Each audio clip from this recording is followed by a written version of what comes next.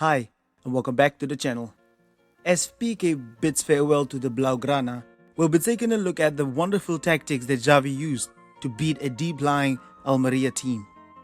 Let's take a look at all of the tactics that Xavi used in order to get in behind of them, and also one of the great reasons why we should believe that Barcelona will be doing some good work under Xavi. If you haven't subscribed to the channel, please make sure that you also subscribe, as it was going to help the channel a lot. We did see that Barcelona did operate in the normal tactic, splitting the centre-backs wide, also going forward in the normal shape of 4-3-3. But we did see, however, that Frenkie de Jong and Sergio Busquets operated slightly as a double pivot, with Pedri as the number 10. Barcelona also did build through one side, where they would try to draw the whole team narrow on one side in order to be able to get to the switch. And mostly we saw that Jordi Alba and Gerard Piqué did this, where they would actually switch to Dembélé as well.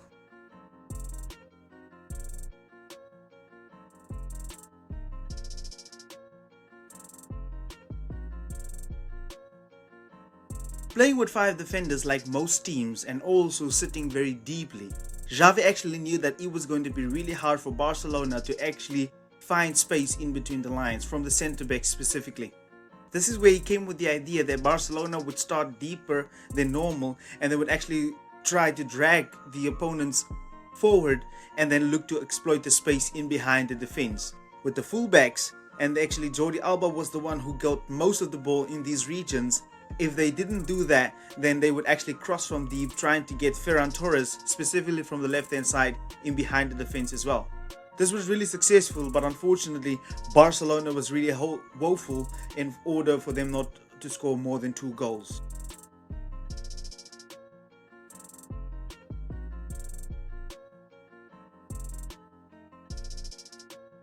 Alejandro Balde and Jordi Alba actually made turns to go forward, be it the other one going forward, where the other one would actually make part of a back 3. But this overloaded players in certain areas for Barcelona to have numerical advantages, even when it was lopsided back 3, while Jordi Alba still had the width on the other side. But in total, Barcelona actually had a 3-2-5 in possession.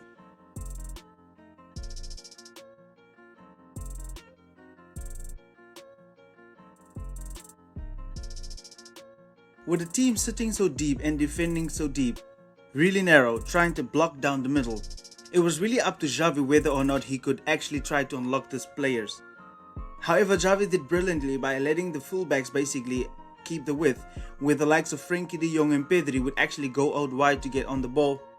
More often than not, we saw that this actually opened up them really widely, where we would actually gather the players around the ball as well.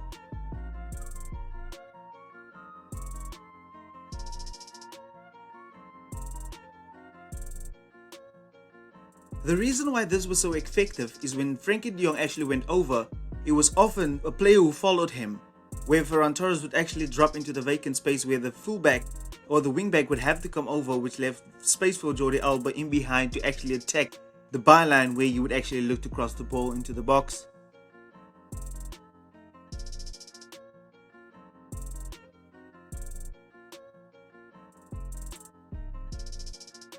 Like previously discussed, where the forwards would actually drop a little deeper to actually bring the whole line narrow, Jordi Alba usually did the crosses from the byline.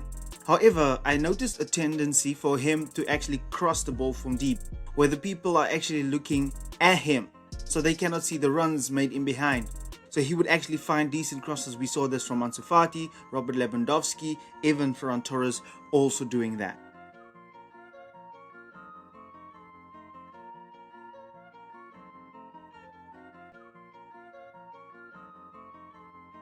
As we know, Xavi Hernandez has really been coming out of a lot of scrutiny about his choices and his decision.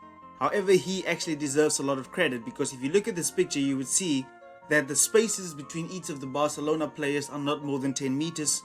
This is prime tiki-taka from FC Barcelona and from Xavi. We can actually be proud, as the fluidity will come and then Barcelona will literally be unstoppable. We should actually be proud of Xavi.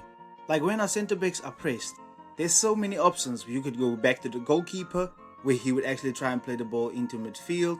If the people come in, the players come up, press Sergio Busquets, whoever, they can do the false 9, or they can do actually the midfielder, where they could play a 1-2 with one another and play the ball out wide. So this shape is really good for Xavi, and I've done my homework for a whole week where they could actually overload the whole left side, right side, that they can overload the midfield. The players just need a great understanding of what Xavi wants, and also the one-on-one situations is really a great scenario for Barcelona. However, we should just be patient.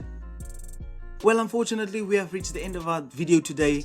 I just wanted to point out a few of the very interesting tactics that Xavi had. And also from the Tactics FCB channel, I just want to wish Gerard Piqué a very happy retirement. You know, he has meant a lot for this club. He actually done what most people wouldn't do for the club. He has been one of the best centre-backs, scoring over 60 goals for FC Barcelona. So ladies and gentlemen, put your hands together, do something, post something about Gerard Piqué, as he actually hung up his boots, played his last game at the Camp Nou after receiving a standing ovation from the FC Barcelona fans. If you haven't subscribed to the channel, please make sure that you do subscribe, because it's going to help us a lot. And also, never forget that Visca el Barça, Viva de Catalunya.